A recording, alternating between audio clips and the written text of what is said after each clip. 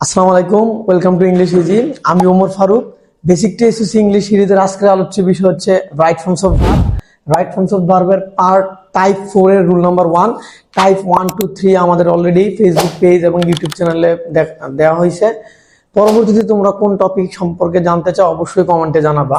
এখন আমরা আলোচনা করব রাইট ফর্মস অফ ভার্বের টাইপ 4 এর রুল নাম্বার 1।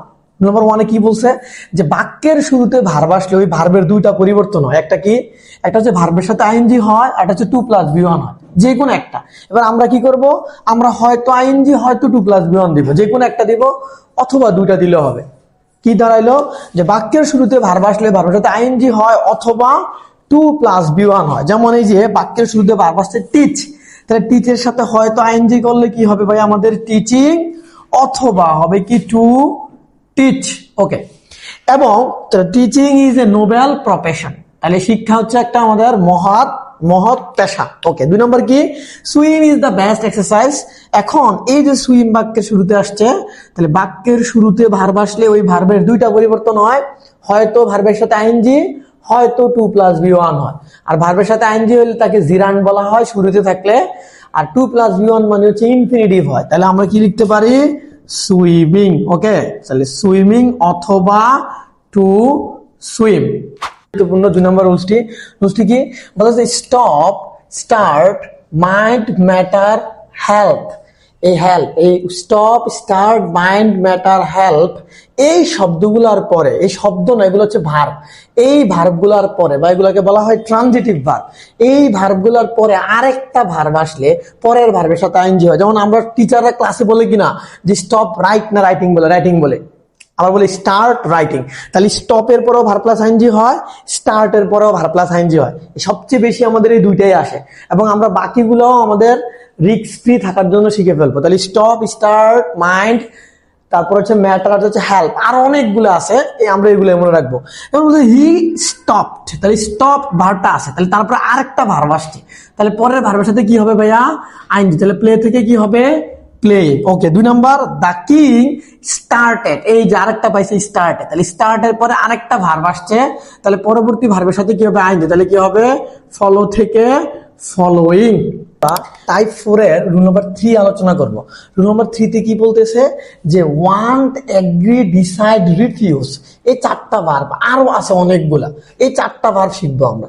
এই 4টা ভার্বের পরে যদি আরেকটা ভার্ব আসে, তাহলে পরের ভার্বের সাথে 2+B1 হয়। তাহলে 2+B1 মানে কি, অর্থাৎ ইনফিনিটিভ হয়। তাহলে গ্যাপের ভার্বের পরে যদি আরেকটা ভার্ব আসে এই 4টা ভার্বের পরে, তাহলে পরের ভার্বের সাথে কি হবে ভাইয়া, 2+B1 মানে ইনফিনিটিভ। এইচএসসি তে তার বাইরে আসবে না। ওকে, তাহলে এই যে আই ওয়ান্ট, তাহলে ওয়ান্ট আমরা একটা পাইছি, তারপর একটা ভার্ব আইছে, তাহলে এটা কি হবে, টু লার্ন। কি হবে ভাইয়া, to learn. 2 number, we agri, তাহলে এই যে এগ্রি আরেকটা পাইছে, তাহলে এগ্রির পরে আরেকটা ভার্ব আসলে পরের ভার্বের সাথে কি হয় ভাইয়া, 2+B1, তাহলে কি হয়, টু পে।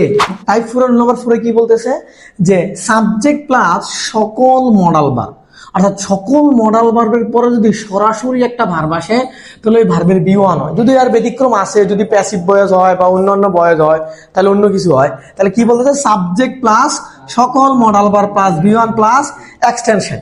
তাহলে মডাল ভার্ব গুলো কি কি, can, could, shall, should, would, will, would, may, might, must ইত্যাদি হচ্ছে মডাল ভার্ব। আমরা এখানে একটা ভার্ব গেছে উইল, তাহলে কি can, could, shall, should, will, would, may, might, must ইত্যাদি হচ্ছে আমাদের কি মডাল ভার্ব। তাহলে মডাল ভার্বের পরে সরাসরি একটা ভার্ব আসলে ওই ভার্বের সাথে কি হয় ভাই, ভার্বের B1 হয় বা বেস ফর্ম হয়। বেস ফর্ম মানে B0।